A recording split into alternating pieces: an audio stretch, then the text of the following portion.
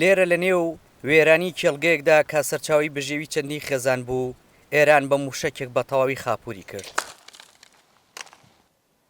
بەکر زیانی ملیۆنان دیناری عراقی بەر پرۆژەکەی کەوتووە و ئێستا خوازیارە لە پارە دەست بە سەرگیراوەکانی ئێران ئەمریکا بتوانێت قەرەبوویان بکاتەوە. تەنیا بەکر نییە داوای قەرەبوو دەکات، بەڵکو دەیان خێزانی دیکەش هەمان داواکاری ئەویان هەیە. دا لە حکوومەتی ئەمریکا دەکەم ئەو پارێک کە دەستی بەسەرداگەتی ئێران قەربووەکمان بکات و هاوکارێکمان بکات چکەم هیچ منێ بەخوای خەرچی ئەو شارەوە ئەیش ئەوە کار و کاسبەکەی من بوو 25,000 مشکی تێدا بوو هەمووی سووتا 32 تن علفم هەبوو ئەویش هەمووی سووتا ڕۆیشتن 10,000 لتر گاز بێزگە بەس مەسەفی ناو قاعەی مریشکەکانم 75 ملیۆنی دەبیتن.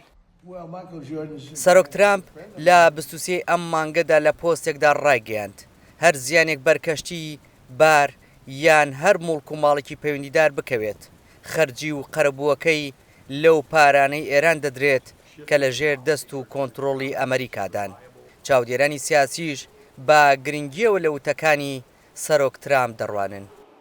حکوومەتی هەرێمی کوردستان دەتوانێت لە ڕێگەی حکوومەتی عێراقەوە داوای قەرەبوو بکە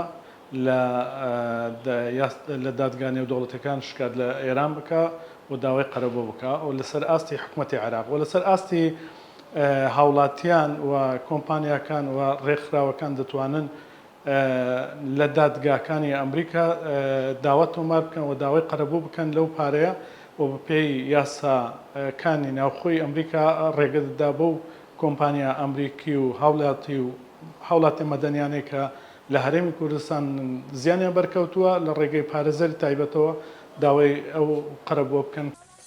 جگە لەو زیانانەی بەرموڵک و ماڵی هاوڵاتیانی سیڤیل کەوتون، زیانە ئابوووریەکانی هەرێمی کوردستان هێندە زۆرن لە ژماردن نایەن.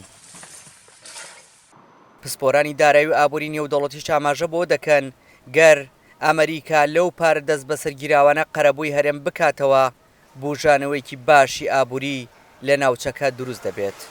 بەتەکید کاریگەری دەبێت ئەو کارە بۆ بوژانەوەی ئابووری وڵات چۆن ئەو پارەی دێتە بازاڕ و دەسوورێتەوە ناهەمچین ئەو کەسێک کە زیانەکەی پێکەوتووە کەلوپەل و پێداویستی زەروری و نازەروری و بیناسازی ئەوانەی پێ دەکرێتەوە چێ دەکرێت لە بازرگانەوەی بازرگانە کەس دەکات دووبارە کەلوپەلانە لە دەرەوەی وڵات هاوری دەکات سەیارەکان هۆکارەکانی گواستنەوە بازرگانەکان هەموو تێدا سوودمەند دەبن. ئەم هەڵوێستەی سەرۆک ترامپ کاردانەوەی زۆری لە هەرێمی کوردستان دروست کردووە و زۆر بەیان پیان وایە کاریگەری لەسەر کەمبوونەوەی هێرشەکان دەبێت بۆ سەرخاکی هەرێم. لە هەمان کاتدا ئەگەر ئەمریکا قەرەبووکردنەوەکە بخاتە بواری جێبەجێکردنەوە هەزاران هەلی کار دەڕەخسێنێت چونکە تا ئێستا نە هەرێمی کوردستان توانای قەرەبووکردنەوەی هەیە نا حکوومەتی عراقیش بەڵێنی قەرەبووکردنەوەی داوە.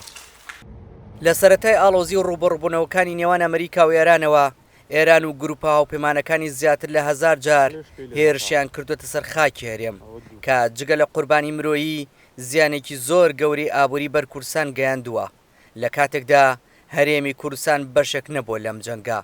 دیار جەمال دەنگی ئەمریکا، هەولێر.